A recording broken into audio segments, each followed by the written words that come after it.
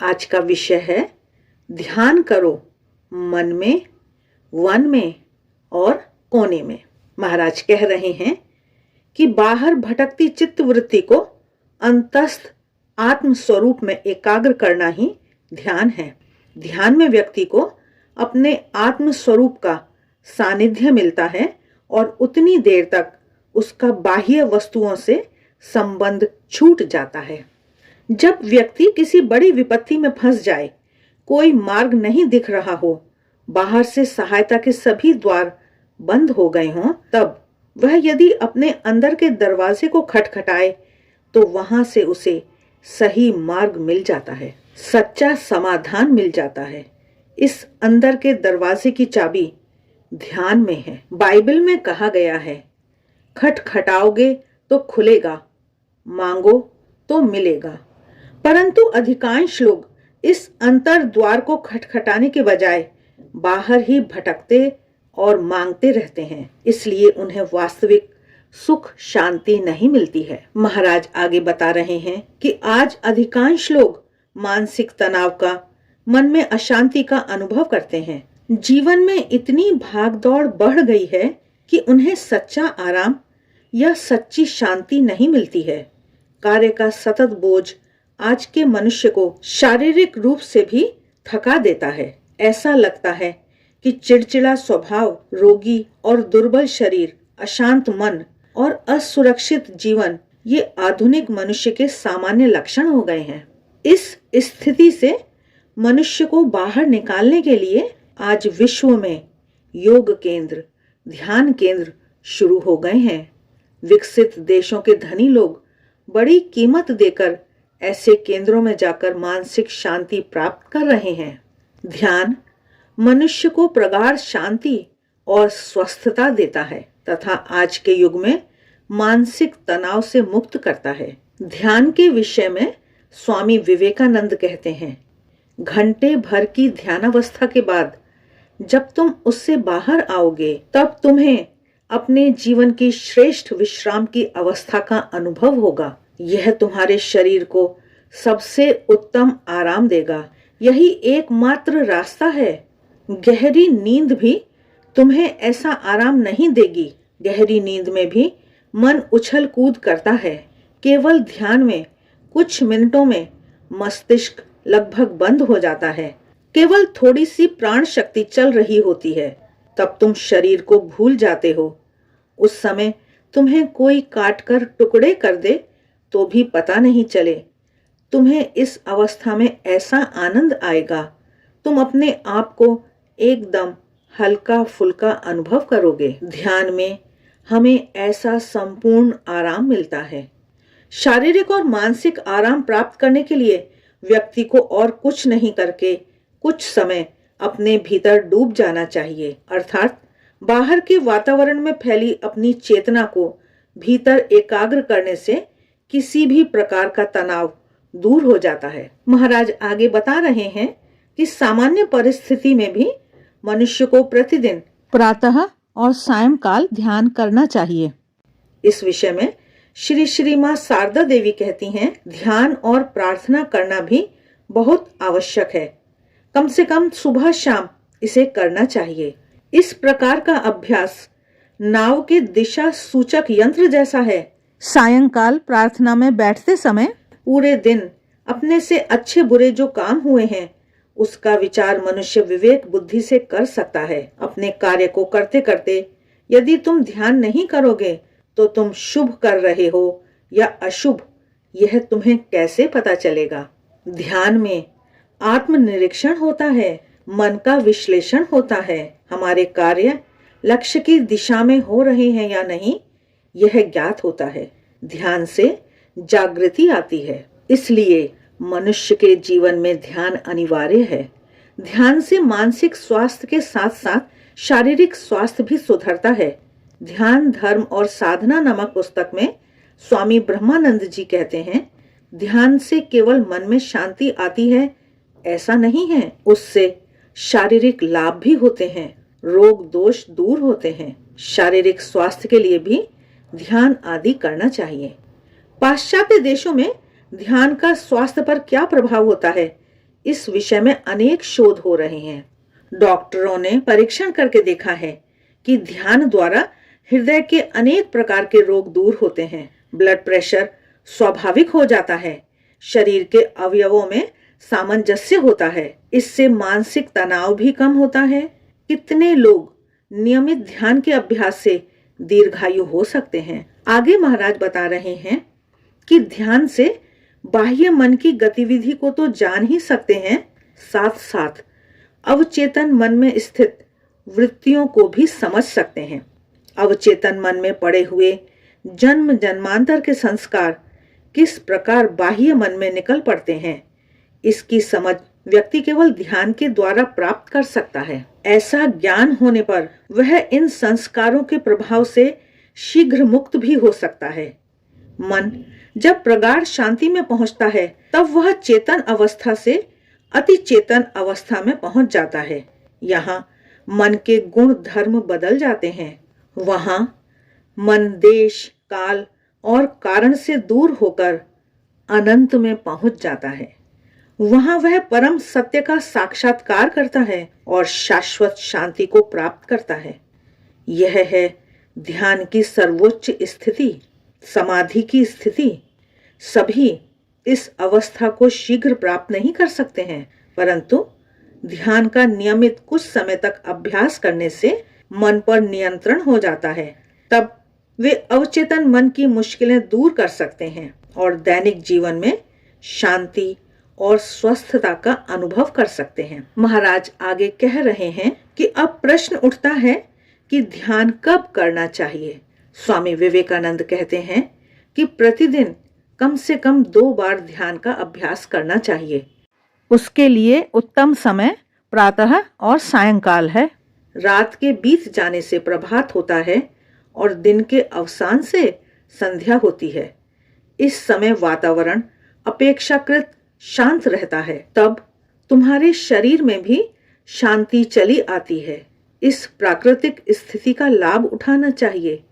ध्यान के लिए प्रातःकाल ब्रह्म मुहूर्त का समय अधिक अनुकूल होता है। उस समय बाहर का वातावरण शांत होता है, शरीर भी नींद और आराम करके स्वस्थ, ताजगी भरा और शांत होता है। इसके अलावा राजसिक और तामसिक प्रकृति वाले लोग निद्राधीन होते हैं, क्योंकि उनकी प्रकृति देर से सोकर देर से उठने की होती है। इसलिए वातावरण में विक्षेप करने वाले तत्वों का सामना नहीं करना पड़ता है। सात्विक प्रकृति वाले साधक योगी ही ब्रह्म मुहूर्त में ईश्वर की आराधना करते हैं। इसलिए उस समय ईश्वर की ओर अभिमुख करने वाली सूक्ष्म तरंगें प्रवाहित हो रही होती हैं, जो ध्यान में बहुत सहायक होती हैं। इसलिए ध्यान के लिए श्रेष्ठ समय ब्रह्म मुहूर्त माना जाता है। स्वामी निखिलेश्वरानंद जी आगे कह रहे हैं कि ध्यान के संबंध में दूसरा प्रश्न उठता है कि ध्यान के लिए स्थान कैसा होना चाहिए। श्री रामकृष्ण देव ईश्वर प्राप्ति के उपाय बताते हुए श्री रामकृष्ण वचनामृत पुस्तक के प्रथम भाग में कहते हैं, ध्यान करो मन में, वन में और कोने में। वैसे तो ध्यान मन के द्वारा ही होता है, परंतु श्री रामकृष्ण देव प्रारंभ में एकांत में ध्यान करने को कहते हैं। वे उदाहरण देते हुए समझाते हैं कि एकांत में जाकर ईश्वर का चिंतन करना चाहिए। छोटे पौधे को बाड़ का घेरा डालकर न बचाएं तो उसे गाय बकरी खा जाती है। जब मन अपरिपक्व हो तब एकांत में जाकर ईश्वर चिंतन रूपी घेरे से चारों ओर संरक्षण देना चाहिए, नहीं तो सांसारिक कार्य और आसक्ति मन को ईश्वर के ध्यान में एकाग्र नहीं होने देते हैं।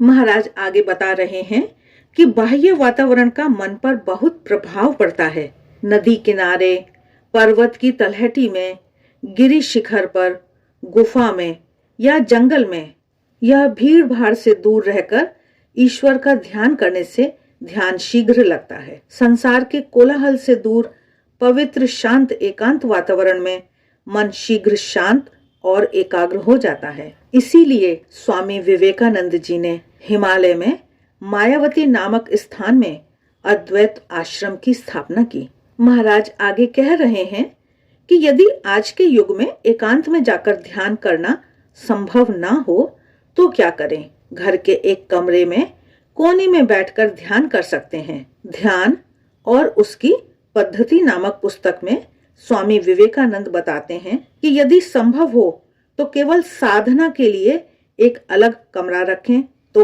अधिक अच्छा है। इस कमरे में सो मत, उसे पवित्र रखो। जब तक स्नान करके शरीर मन शुद्ध ना हो तब तक उस कमरे में मत जाओ। उस कमरे में हमेशा पुष्प रखो। योगी के लिए ऐसा वातावरण उत्तम है। मन में सात्विक भाव का उदय करने वाले चित्रों को रखो। उसमें सुबह शाम धूप जलाओ। उस कमरे में लड़ाई झगड़ा क्रोध मत करो और अपवित्र विचार मत सोचो। जो लोग तुम्हारे जैसे समान विचार वाले हों केवल उन्हें ही अंदर आने दो। इस प्रकार धीरे धीरे कमरे में पवित्र वातावरण बन जाएगा। इसलिए तुम जब भी शोकग्रस्त हो, दुखी हो और संशय में हो अथवा तुम्हारा मन व्यग्र हो तब उस कमरे में प्रवेश करते ही तुम्हारा मन शांत हो जाएगा। ध्यान के लिए वातावरण व्यक्ति को स्वयं ही अपने घर में बनाना है। ऐसा पवित्र कमरा ध्यान मंदिर बन जाता है। उस कमरे में शांति और पवित्रता के उज्जवल प्रकाश की तरंगें ऐसी व्याप्त रहती हैं कि उसमें प्रवेश करते ही व्यक्ति को शांति की अनुभूति होने लगती है। परंतु आज के युग में बहुत छोटे छोटे घरों में अलग कमरा रखना संभव ना हो तो कमरे के एक कोने में अलग स्थान रख सकते हैं। यदि यह भी संभव नहीं हो तो ब्रह्म मुहूर्त में उठकर प्रकृति के शांत वातावरण का लाभ उठाकर हम ध्यान कर सकते हैं। महाराज समझा रहे हैं कि प्रारंभ में ध्यान नहीं लगता है क्योंकि मन का स्वभाव ही चंचल है। अर्जुन श्री कृष्ण भगवान से कहते हैं कि यह मन अति चंचल है, इसे रोकना वायु को रोकने जैसा दुष्कर है। उसके उत्तर में भगवान श्री कृष्ण कहते हैं, अर्जुन तुम्हारी बात सच है, मन चंचल है, उसे वश में करना बहुत ही कठिन है, परंतु अभ्यास और वैराग्य के द्वारा अवश्य वश में हो जाता है। श्री रामकृष्ण देव को भी एक भक्त ने ऐसा ही प्रश्न पूछा था, संसार में रहकर ईश्वर का ध्यान करना बहुत कठिन क्यों लगता है? उन्होंने कहा, क्यों? अभ्यास योग है ना, अभ्यास योग से कठिन नहीं लगता है। उसका उदाहरण देते हुए उन्होंने समझाया था कि गांव में ग्रामीण महिलाएं धान कूटते समय कितनी और ध्यान रखकर काम करती हैं। सुनो, ऊपर से मूसल एक निश्चित गति से गिरता रहता है। वह नीचे एक हाथ से धान समेटती रहती हैं, दूसरे हाथ से बच्चे को लेकर दूध पिलाती रहती हैं। उसी समय ग्राहक आ जाता है, एक और मूसल गिरता उठता रहता है, साथ साथ ग्राहक से बात भी करती हैं। तो फिर पिछले पैसे बाकी हैं उसे चुका दो, फिर नया माल ले जाओ।